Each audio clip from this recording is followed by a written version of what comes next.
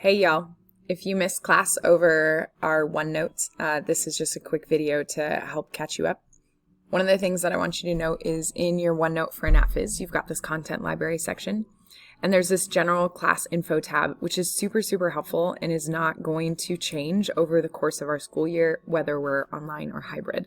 So this is going to be a lot of times your saving grace for understanding what's going on in class, or if you missed a day, this is the space that I want you to go to. So notice there's the Zoom links here. Those aren't going to change the entire school year. These are going to be the same Zoom links no matter what. So those are going to be there. You also have dual credit info if you're planning on taking that. We're going to sign up in January. We have the school calendar here. There's a seating chart, which I will be posting up here by Friday. As we go into hybrid, you'll need to be aware of where you're sitting in my class. And then we've got each of our agendas here. So notice all the things that we've done in class are right here. And if you miss a video, or a Zoom call or something along those lines, I will try to upload a quick video like this to help you out to make sure you know what's going on, which is literally what I'm doing right now. So I'm going to post this video here. So this hopefully will be super helpful. If you miss class on the 15th or the 14th, you want to make sure that you sign up for our quizzes class. So you'll need to make an account with quizzes or log into your quizzes account and then click this link to join our class. This is going to be super helpful because in hybrid, you're going to be in class with me for 2 days a week and then out of class 3 days a week. On those 3 days outside of class, those are self-directed learning times, and I will be assigning to you in our quizzes class different lectures and quizzes to help support you and keep you accountable to making sure you're using that time to learn. So what you want to do is just keep track of this stuff. It's like I said, for the whole school year, and I hope it is really helpful for you. The last thing that I want to show you is in your own notebook. So we're going to click out of the content library. I'm going to go into a student's notebook. I'm going to click on Power Focus Areas, and you're going to see this page, Intro to Anat Phys. This is our first Power Focus area that is coming due on the 24th of this month, so a little less than 10 days away. So you'll notice a couple things about this. This is here to support and help you as you move through the content of the Power Focus area. So notice I've broken down each of the objectives into a couple different learning targets. There's a space here for you to rate where you feel like you're at on that learning target, and then resources that you're going to use to learn. So either thinking through what you're going to use or what you have used in the past. It could be even past years that you've done this. And then your evidence for how you're meeting that objective. So you've maybe passed the diagnostic portion for this objective on Summit. And your suggested completion dates, these are really helpful to essentially piecemeal out the Power Focus area so that you're not eating the entire thing in one sitting, right? So we don't want to eat an elephant in just one meal. We want to piecemeal it out.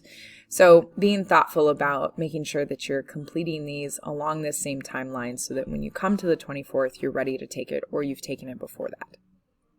Along with this, you'll notice that there's a section here for notes for each of the objectives. If you're a pen to paper type person, that's totally fine. Do that and then just take a picture with your computer here. Use the insert tool here on OneNote and go ahead and insert that picture here. It's going to be way faster than emailing it to me.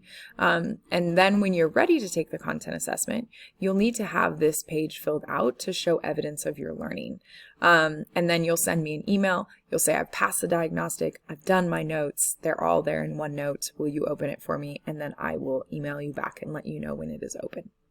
So that's essentially what we worked on today. The last part is just going ahead and working on checkpoint 4, which is an important piece here that you'll want to make sure that you're doing. So when you go into Summit Learning, you're doing checkpoint 4.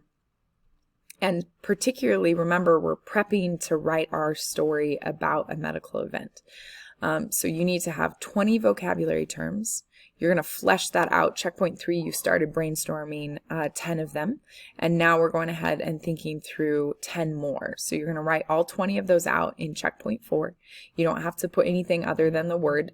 And then you're going to think about what are 5 different analysis questions that I'm going to have people answer after they read my case study. So a reminder that you are going to be working with your classmates after you're done with your case study. You're going to swap them and they're going to read your case study, you're going to read theirs, and then you're going to answer their analysis questions.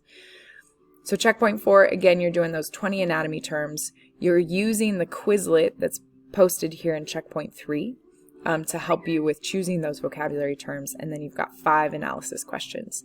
If you need help with those analysis questions, they're right here in the question stems. And really what we're thinking about is making sure that someone is understanding what we're talking about, like what happened to the person's body with that anatomy and physiology terminology. So for example, I might say, where was Johnny hurt? Because if I used a bunch of Anat terms, I want to make sure that someone actually understood those. How did the doctor help Johnny, right?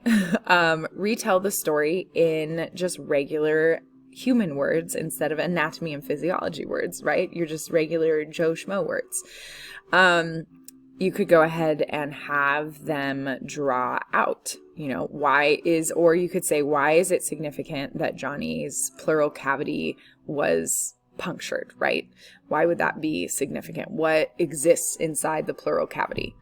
So again, just trying to think about what would be questions that would push your classmates to really have to think through those vocabulary terms.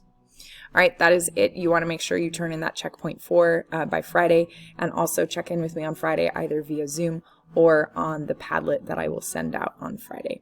All right, have a good one.